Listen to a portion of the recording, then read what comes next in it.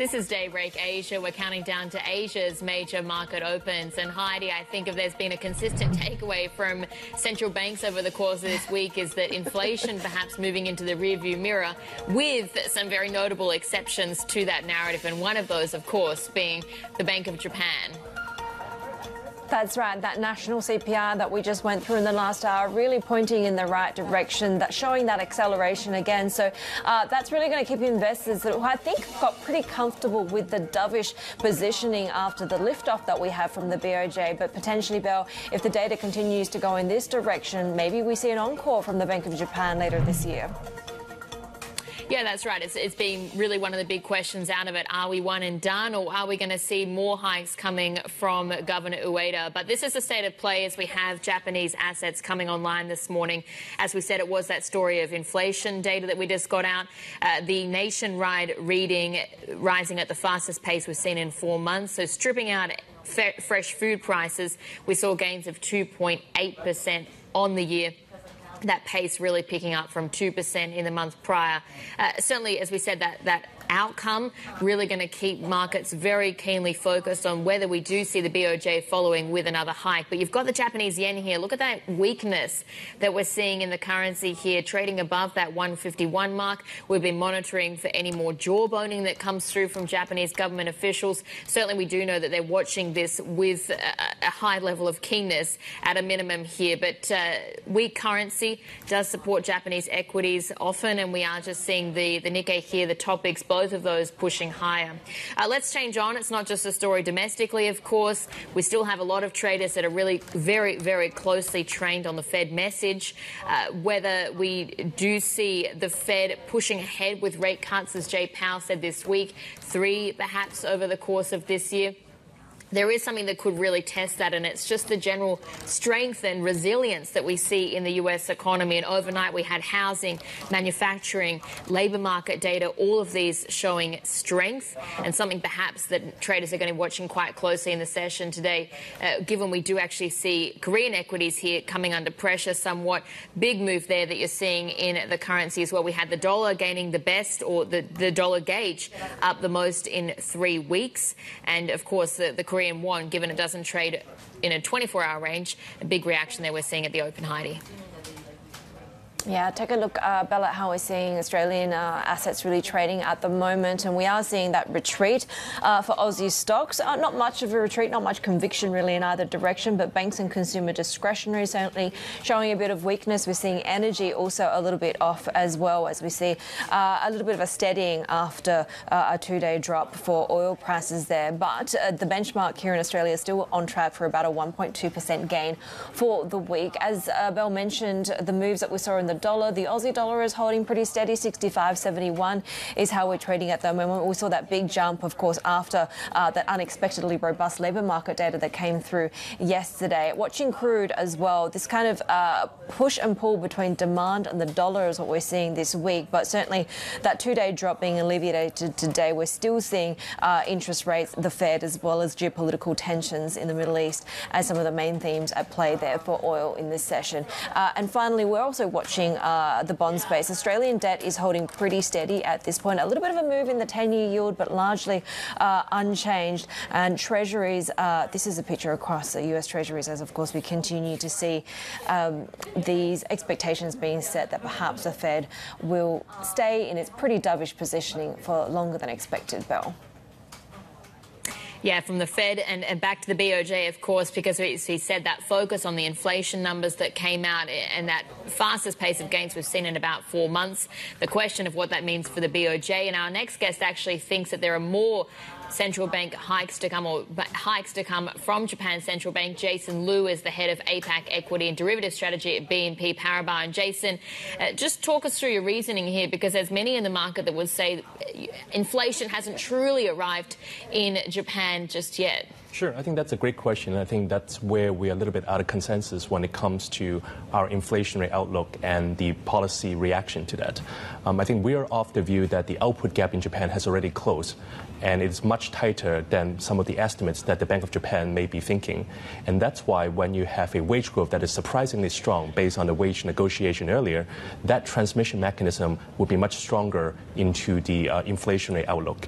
And that is why it is our view that starting from now, maybe every 6 months or so, the Bank of Japan will be hiking roughly 25 basis points. And so we are out of consensus in terms of our view by 2025, the benchmark interest rate will be 75 basis points. And so do you think that pace of tightening, given we've seen equity investors really liking a dovish BOJ, do you think that that's been fully priced in? I think our view is that the equity investor seems to be viewing these communication with a relatively dovish lens. The way that we compare is that when you look across different Japanese assets, be it the fixed income, in the rates, and FX and the equity, the rate side seems to be already pricing in more incremental rate hike according to the OIS curve. The FX market may be more getting a tug of war between the BOJ and the Fed, as you pointed out earlier about being flat.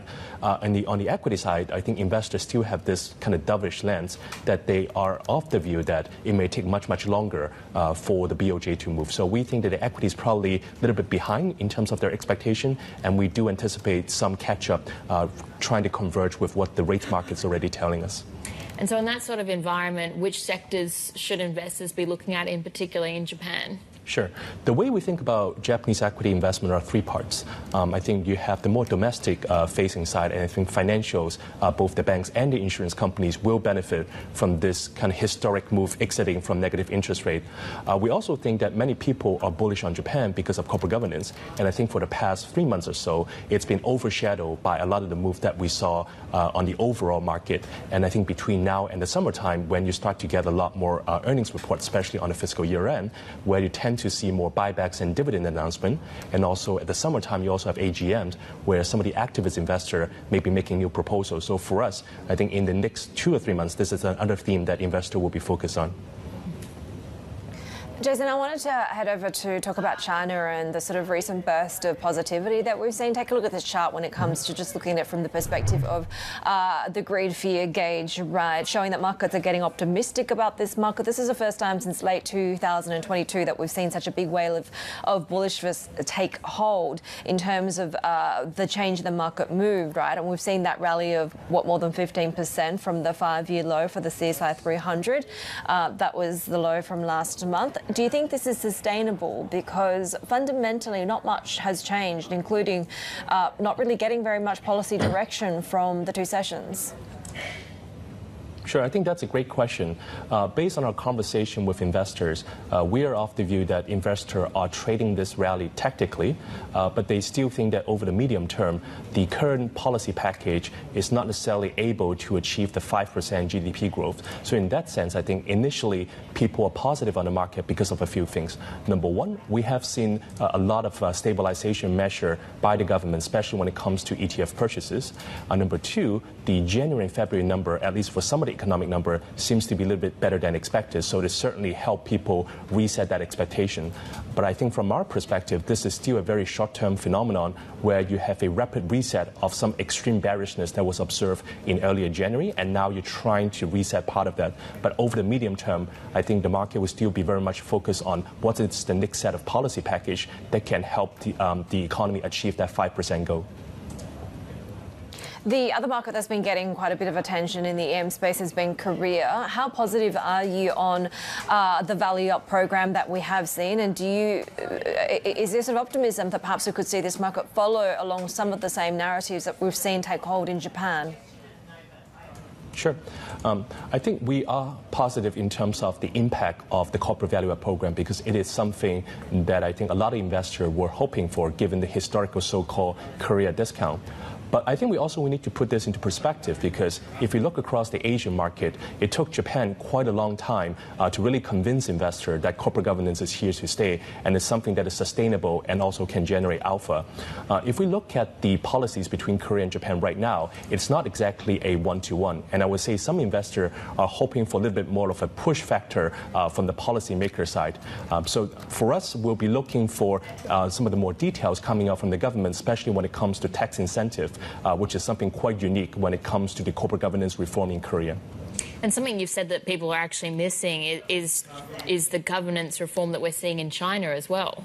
That's right. I think it is a very interesting topic because the corporate governance is highly well understood in Japan and increasingly so in Korea. But what we've noticed is that because there's so much noise and so much worry in China for the past, call it 6 to 12 months, I think a lot of people may have been overlooked some of the structural changes that is happening. For us, one of the interesting comments made by the new head of CSRC at the MPC press briefing is that he actually laid out some of his view regarding dividend payment and buyback. And I think for the past week or so, we're starting to see a little bit more follow-up on that.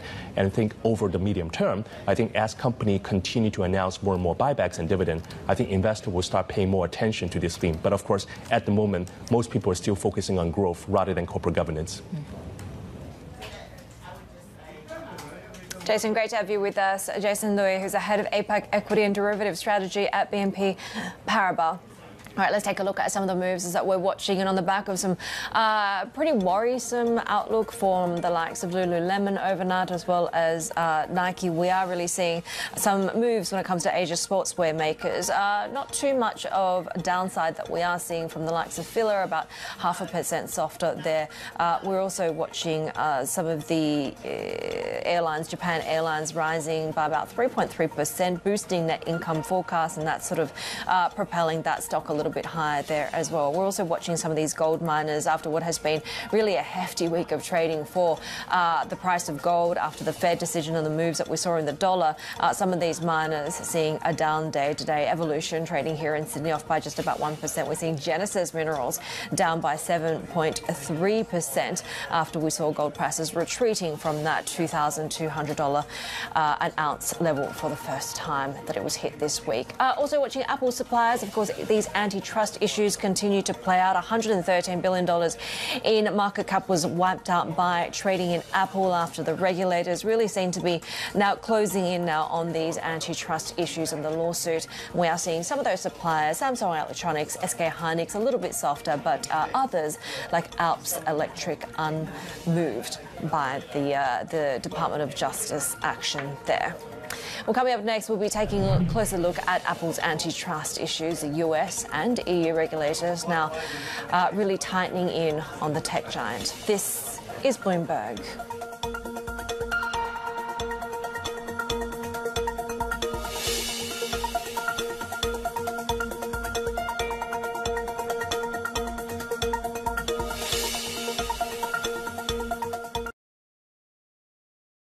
Power, money, culture. As Linda Amin tells the story of Asia's rise through the people who are helping to shape it. This week, navigating the challenges of AI, shifting generations, and talent retention, Recruit Holdings CEO Hisayuki Idekoba opens up about the future of employment in Japan and around the world. More workers don't want to do tough jobs. They prefer to have remote work or flexibility. Latitude. New episode premieres March 28th, only on Bloomberg.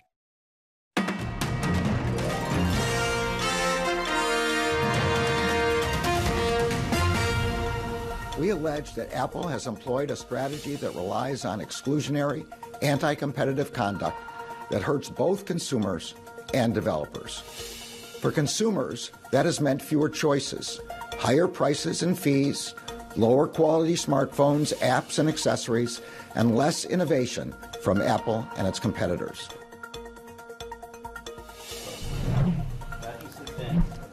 U.S. Attorney General Merrick Garland on the Justice Department's antitrust case against Apple. Take a look at how Apple shares are trading in the after hours at the moment. We're seeing downside of about 4% there, but of course, some pretty major numbers, $115 billion wiped off in market value in reaction to this. But also, of course, it's facing allegations and investigations in the European market as well.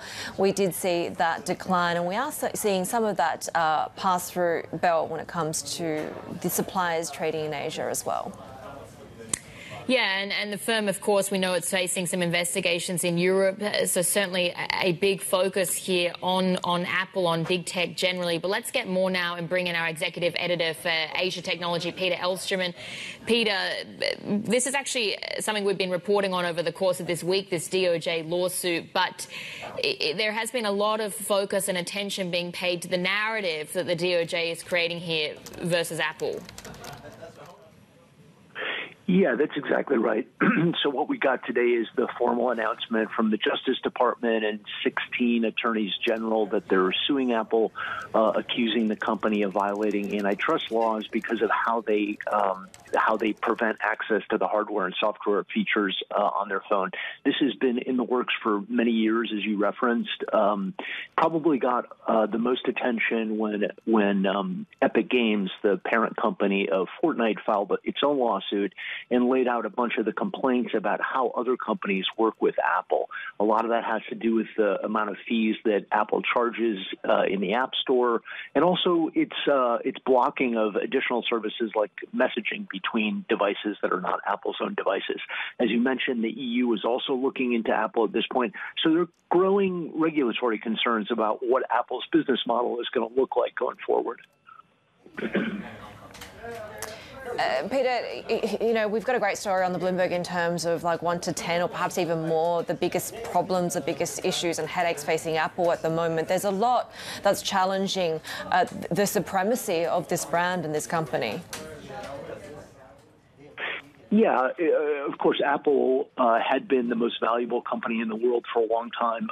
Recently, it's been underperforming and has fallen back from the number one slot, conceded that to Microsoft in particular, which has gotten a lot of momentum from AI in particular. But Apple does, of course, it's still a very, very valuable company, a very profitable company with tons of cash, but it does face a number of strategic challenges. These lawsuits are a key part of the challenges. I've been covering this long enough to remember the old days when mobile phone companies were actually replaced pretty regularly. You had Motorola dominate the industry at the beginning, and Nokia replaced them, and you had a lot of competition.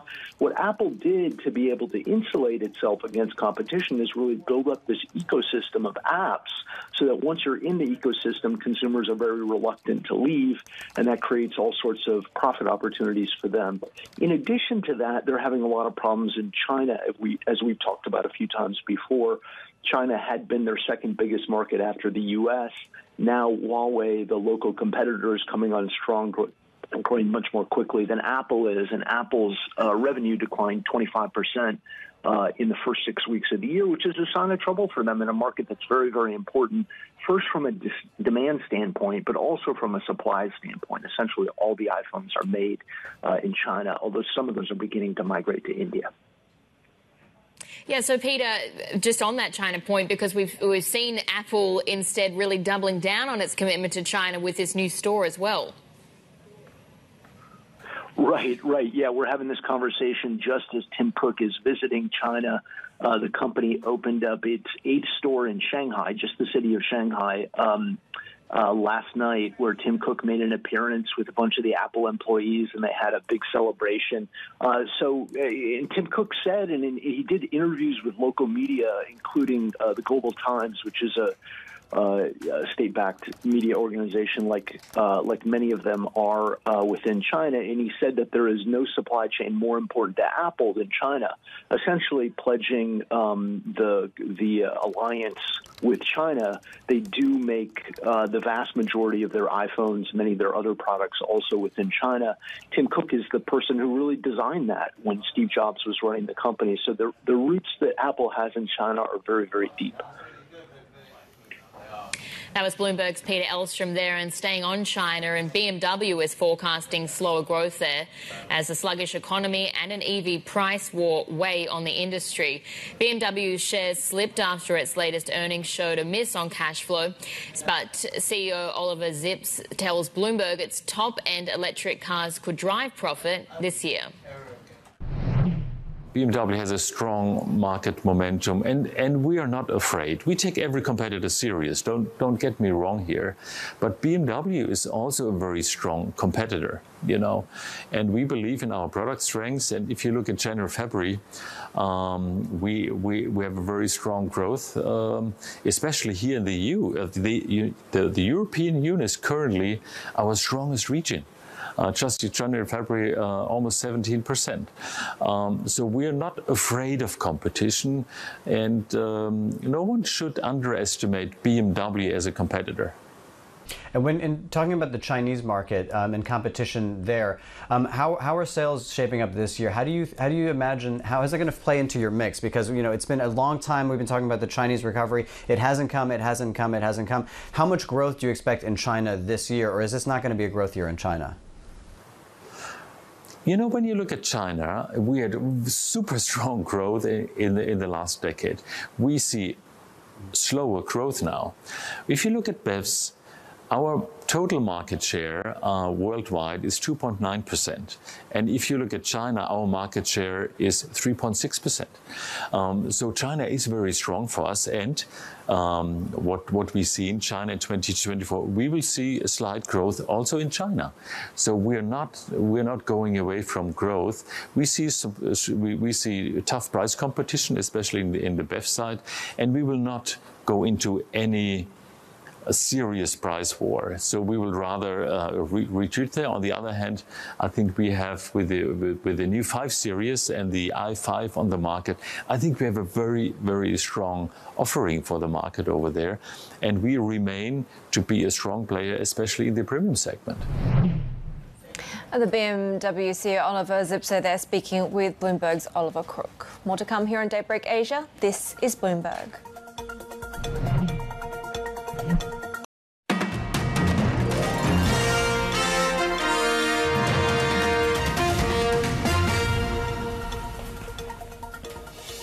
Micron has posted its biggest gain in more than 12 years after giving a surprisingly strong sales forecast driven by demand for AI hardware. Its CEO, Sanjay Mehrotra, exclusively told us that the semiconductor industry is looking at a multi-year opportunity enabled by AI. Our recovery is really driven by a demand related to AI with tight supply and actually demand that is strong across most of our end markets, particularly data center driven demand. And Micron has a strong portfolio of products. Very excited about our latest offering of HBM3E that you referred to earlier. We have just begun shipments of this, and we see strong growth in the several quarters that are ahead of us. And supply is tight. The leading edge nodes in particular are in tight supply. That's leading to price increases as well. So as we look ahead at 2024, our year of recovery, we see increasing prices driven by the demand supply fundamentals. And we look at 2025 to be a record year for Micron's revenue with significantly improved profitability as well. 2025 supply also mostly already allocated. You sold out on 2024, Sanjay. Just let's dig in on the high bandwidth memory, because, what was it, Jason Huang over at NVIDIA calling this a technology miracle. Will it not get commoditized? Will prices remain elevated? First of all, it's our HBM product that is sold out for calendar year 24, and vast majority of the supply for our 2025 is allocated as well. This is a critical product. HBM3E is in very, very early stages here, and it's key enabler of what AI platforms, generative AI platforms, are able to do. just think about it. I mean, the latest Blackwell platform that has been announced, it has 64 die of memory in it. So tremendous amount of silicon. HBM is growing fast, expected to be about 15%, high teens, mid to high teens of the industry revenue over the course of next several years, compared to being just half of that last year. Micron CEO Sanjay Mehrotra there speaking exclusively to Bloomberg TV. All right, take a look at how we're setting up when it comes to the final trading session of the week for Europe. And we are seeing, really following that mixed start to trading here in Asia, a similar picture as we get into the start of trading here. We did see European stocks, I should point out, hitting a record high on that optimism around the Fed, around UK shares, seeing that big rally as well as the Bank of England took another incremental step towards ultimately reducing rates as well. We did see quite a bit of upside, so perhaps a little bit more profit taking today. Stocks 50 futures are up about 0.25%, and German DAX futures looking pretty flat at the moment, though we could see further gains though when it comes to the FTSE 100. We had that surge of almost 2%, the most since September. Well, coming up next, we take a look at what's coming ahead for trade relations between China and Australia. Of course, this week was the Chinese Foreign Minister Wang Yi's recent visit. The former Australian ambassador to China, Jeff Raby, is with us next. This is Bloomberg.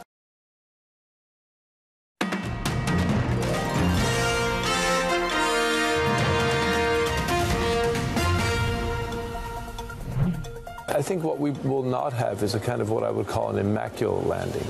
We're unlikely to get a perfect sort of 2% inflation, no weakness whatsoever, rates going back to levels that we've seen before.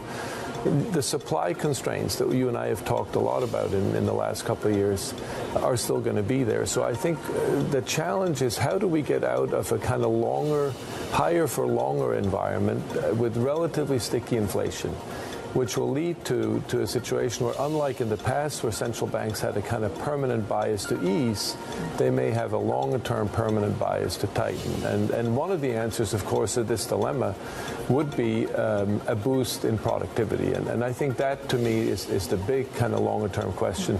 Do we get a boost in productivity coming from AI or something else that kind of gets us out of this constrained environment of relatively low growth, relatively high rates, and relatively sticky inflation? That was the BlackRock Vice Chairman Philip Hildebrand speaking exclusively with Bloomberg about the global economy, and certainly that is the focus for investors in the session today, given the flurry of central bank decisions we've had over the course of this week. And the broad consensus or takeaway from it is that inflation is really coming into the rearview mirror for major central banks around the world. And so we do see equities here continuing to push higher. It does track the moves that we had on Wall Street overnight, where we saw a 20th straight gain for the S&P 500, fresh record highs, Heidi. Yeah, we are also watching Australian assets. A little bit of a pullback, but really not a great deal of conviction. We're seeing some weakness around consumer discretionary and energy trading in the session. Real estate, though, up by just about 1% on these kind of relaxed rate concerns at the minute. 65.76 is where your dollar is trading at the moment. We're also just getting that financial stability report from the RBA there as well. From the semi-annual report, we're getting the messaging that Australian banks are strong, households remain resilient to this environment of higher rates. They do expect that arrears will rise a little bit further but remain relatively low, and that banks are well prepared to handle an expected increase in loan losses in the period ahead. Of course, the RBA really trying to kind of assess this view of elevated inflation, high borrowing costs really squeezing households and some businesses as well.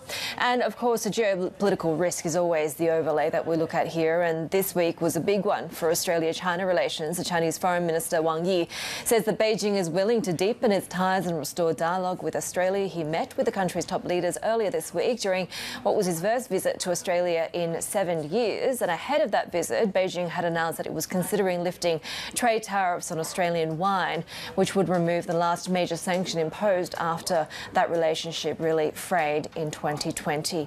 With us now is Jeff Raby, who's a chairman at business advisory firm Jeff Raby & Associates. He was also previously Australia's ambassador ambassador to China. And to say that that relationship frayed may be a bit of an understatement. It really kind of, the wheels came off there, right? If you take a look at the, I guess, outcomes from Wang Yi's visit this week, was it more or less than what you expected?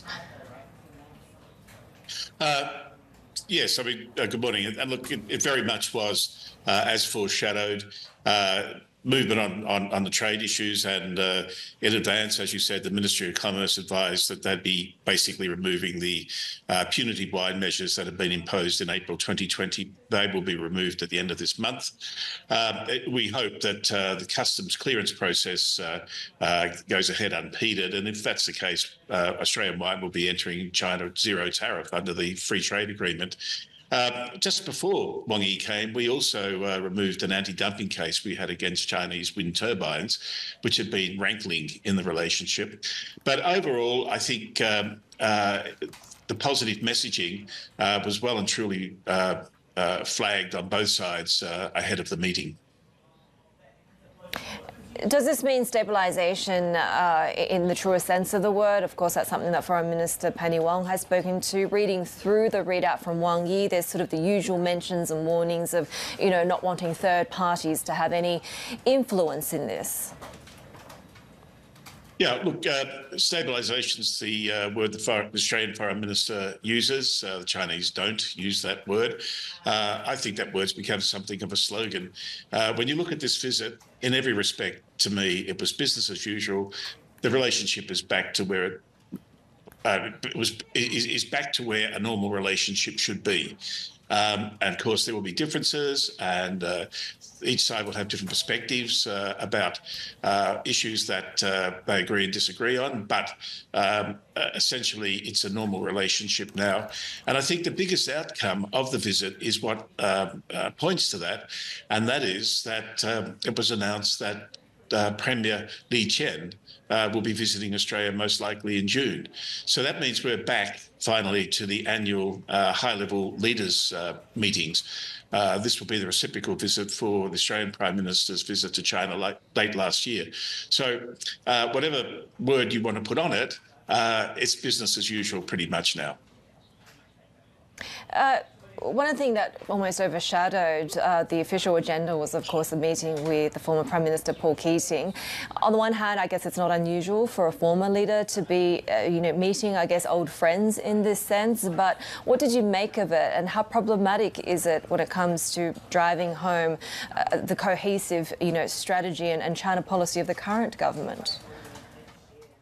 Look, I see it very much as a storm in a teacup. As you said, it's quite normal for Chinese senior visitors to call on former senior Australian officials and vice versa. What made it a bit more problematic is that the former Prime Minister Paul Keating came out with some very trenchant criticism of some of the language Foreign Minister Penny Wong had used about the bilateral relationship. He thought it was harder and more, if you like, pro-US than it needed to be. And this is a consistent theme from the former Prime Minister, that we need to find a much more independent path in our foreign policy between the United States and China. Yeah, and when you read local media, for instance, how China's reporting on this, they're saying that Australia really needs to uphold its strategic autonomy and not let Washington dictate how Canberra handles its relations with China. But given the continuing partnership that we see between the US, its allies, including Australia, how fragile is this relationship between Beijing and Canberra still, even if you're saying it's back to business as usual?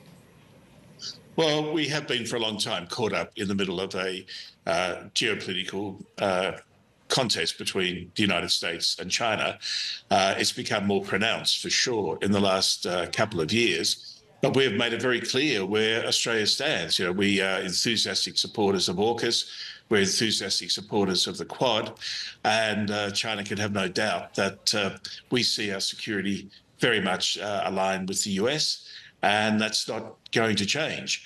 I think the important thing about the visits, both the one of Wang Yi that's just been concluded and the forthcoming visit of the Chinese Premier, is that it will identify and focus on the vast area of issues and interests that we have in common. And where things have changed a lot in the bilateral relationship is that the current Australian government is not defining the relationship in terms of the things that divide us, but is taking a much more positive, forward-looking view about where our interests lie and how we can jointly advance each other's interests. Yeah, I guess I focus more on the shared commercial interests between the two countries. But do you see that perhaps being expanded upon, especially as we approach the end of the Albanese term and there's that focus really on promoting growth? Well, yes, I think that and it's not just economic interests. We have huge bilateral interests together in things like asymmetrical security issues, people smuggling, money laundering, drugs, terrorism. There's a vast agenda, climate change, pandemics that Australia and China share, and we need to maintain a high level of open dialogue between Australia and China around all of these issues to advance our own interests.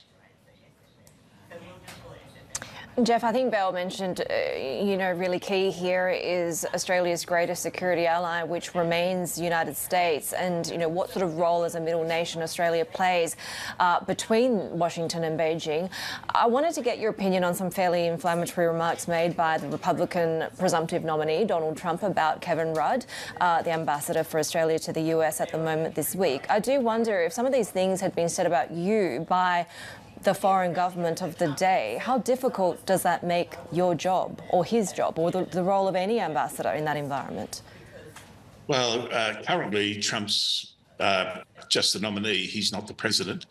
And that is the situation up until November and indeed to January next year. Let's see how all that goes. But I've known Kevin over the years. I think the current statements by the presumptive Republican nominee, Kevin would probably wear as a badge of honour. Jeff, always great to have you with us. Jeff Raby, the former Australian ambassador to China, joining us there. Much more to come here on Daybreak Asia. This is Bloomberg.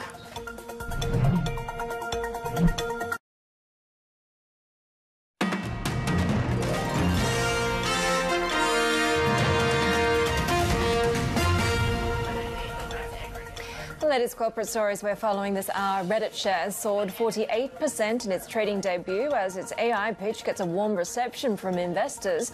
The social media platform has a deal with Google, which allows the tech giant to use Reddit content for training AI models. Reddit COO Jen Wang says she expects the platform's data licensing business to continue to grow.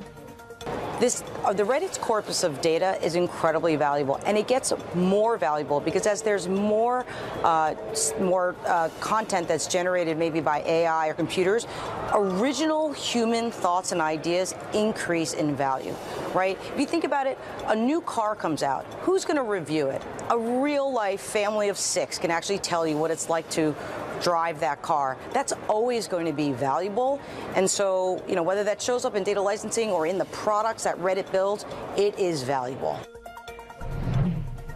Nike tumbled in after-hours trading in New York after posting a disappointing sales forecast. The sportswear retailer expects revenue in the first half of the year, the next fiscal year, I should say, to be down low single digits. Nike does expect sales and earnings to grow for the full year, minus the impact of restructuring. It is shifting its sneaker offerings to improve performance across different categories. Ping An Insurance profit falling 23% last year, missing estimates as a slumping stock market hurt investment returns.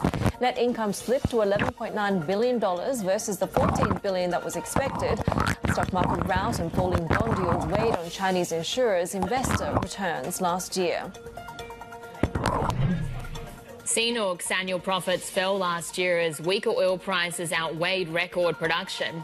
The firm reported $17 billion in net income for 2023 versus $19 billion a year earlier. CNOOC is more affected by oil price changes than its sister firms because it has less exposure to downstream businesses such as refining. And Chinese online shopping platform Meituan is set to deliver its fourth quarter earnings later today. Investors are going to be looking for clues on whether the company will join peers like Tencent, Alibaba in returning cash to shareholders in the form of dividends or buybacks.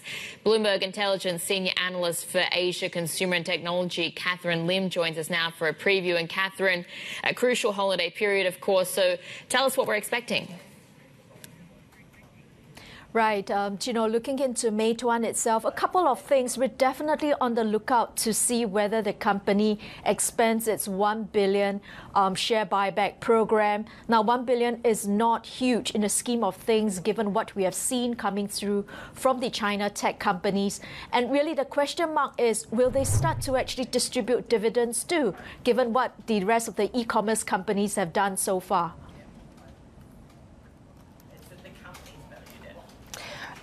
What about the outlook in terms of what that tells us about how the strength of the consumer, of the household in China, given the structural nature of the slowdown and, still the woes that we see with the broader economy, how that's feeding through to the bottom line?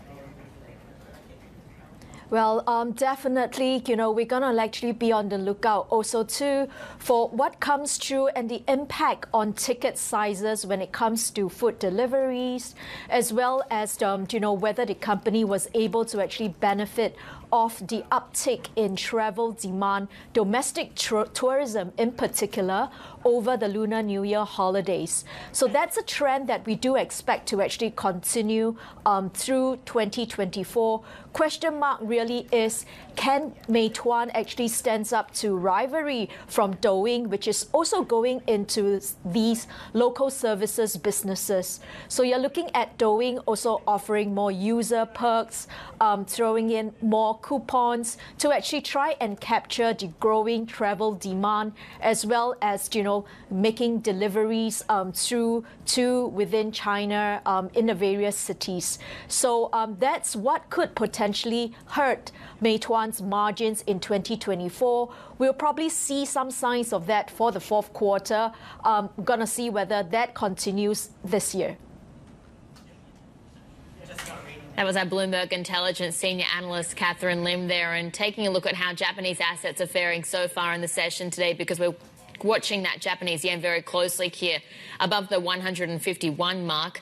We did have inflation out earlier, rising at the fastest pace in 4 months. The core readings, so if you strip out fresh food, up 2.8% on the year, so an acceleration of 2% from the reading prior.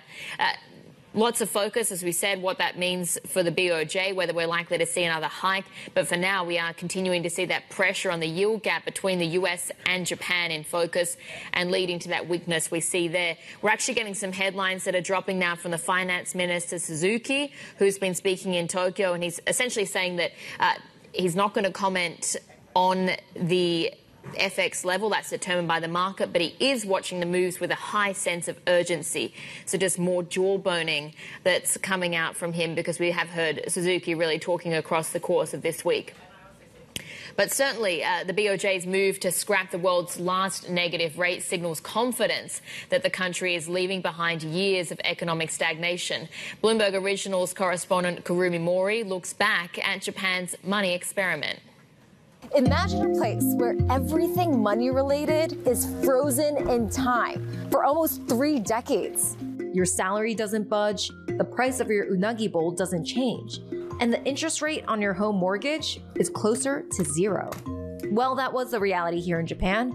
We were used to the price of everything staying pretty much the same.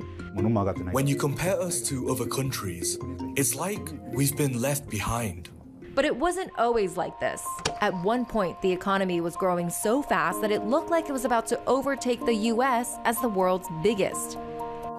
Then, the bust came. In the first of its shock moves, the BOJ sharply raised interest rates in 1989, trying to curb speculation and rein in inflation. From there, stagnation became the new norm. Japan has been ground zero for some of the biggest experiments in economics, from moving interest rates up and down to inventing the YCC monetary policy, among others. Now, Japan's central bank has decided it's time to end these experiments and exit negative interest rates. Raising the interest rate from negative 0.1% to a range of 0 to 0.1% doesn't seem like much, but it does put Japan back in line with other economies. If Japan's negative rates experiment ends, what now?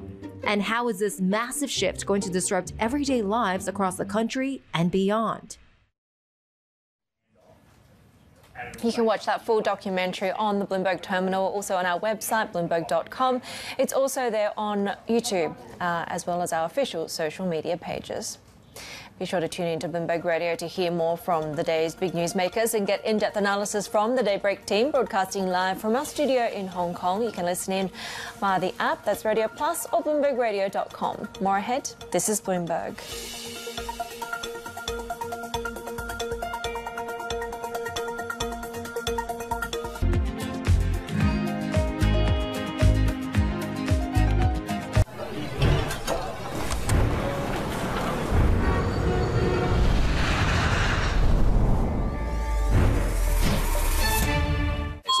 On the heartbeat of the tech spread across global markets. The real-time data aspect is going to be important. We're going to bring you expert analysis on that. Sure. Don't miss Bloomberg's interview with the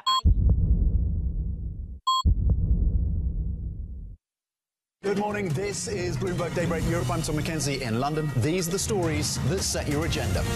Taking you from the U.S. market's close to the overnight session in Asia. We'll walk you through what you need to know to kickstart the European trading day. Live from our European headquarters, we bring you the day's top market-moving stories, unmatched expert analysis, and on-the-ground reporting from across the continent. Tune in every weekday at 6 a.m. London time, only on Bloomberg Television. Bloomberg Surveillance covers the latest in global markets and the political events that influence your world. Join Jonathan Farrell, Lisa Abramowitz, and Anne-Marie Hordern only on Bloomberg.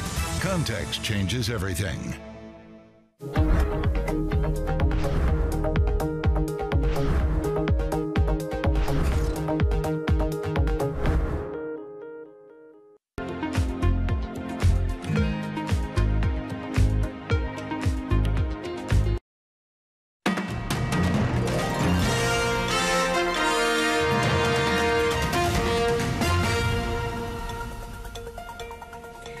Some of the latest geopolitical stories we're following today, and a top Israeli official says his country will invade the southern city of Gaza, rather southern Gaza city of Rafah, no matter what the U.S. says.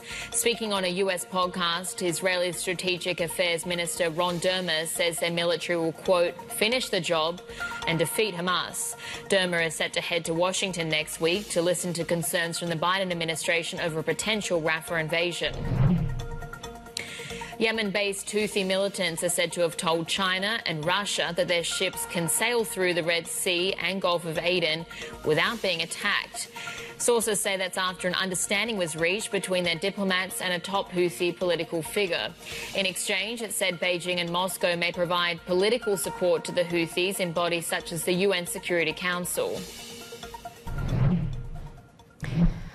Well, the RBA says Australian banks are well prepared to handle an expected increase in loan losses. This is as elevated inflation, high borrowing costs continue to squeeze incomes, affecting some households' ability to meet their obligations. Our Australia Economy and Government reporter Swati Pandey joins us now. And Swati, it was sort of a message of resilience that we got. Yes, so Australian banks are well prepared. We saw in their earnings statements as well. We are seeing arrears rising, but they are rising from really low levels. And it looks like almost every borrower has been able to service their debt so far.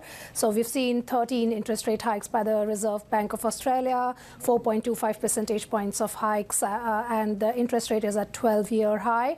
And there were a lot of concerns about whether households will be able to withstand that, and it looks like they have. I think the problem that we are seeing is that they're servicing the debt, but they are not spending in the economy, so we are seeing a slowdown. But as far as the financial system is concerned, it's pretty strong. Yeah, so, I mean, households perhaps can handle even higher rates, but it doesn't seem like the economy really could, because as you say, if you've got a higher rate as much as 50 basis points, it's obviously you're not going to be able to put it into the real economy. Yes, and I think that is the concern that the RBA has mentioned a few times when they talk about consumers or consumption being an area of uncertainty, because as far as their ability to service debt is concerned, that does not seem to be a problem, and that's a good thing that they are, they're trying to make sure that they are paying their debt on time, but then we are seeing that they are not spending on the economy, and that has led to very, very slow economic growth, which is likely to persist in the first half of this year. That was Bloomberg's Swati Pandey there, and we are just about half an hour away from the open of trading in mainland China and Hong Kong. Taking a look at some of the stocks that are going to be tracking today. A big watch on Apple suppliers because we saw that more than $100 billion from that company being erased in the prior session. Focus on that DOJ probe. It's suing the company, the iPhone maker, for violating antitrust laws. So some of the ones we're tracking there. We've also got a watch on Alibaba because we're hearing that it's going to be raising nearly $360 million by selling Bilibili shares. CITIC Bank, CNOOC, Henderson Land, there's that earnings theme going through them. They've all missed average analyst estimates for the full year, and it's still a big day for reporting ahead because you've got the likes of Longfor, Meituan, Sinopharm, CNOOC or CMOC among those that are reporting later. But coming up in the next hour, Morgan Stanley will be sharing their equity strategy and telling us why they remain relatively cautious on the MSCI China. That's it from Daybreak Australia. Our markets coverage continues ahead. This is Bloomberg.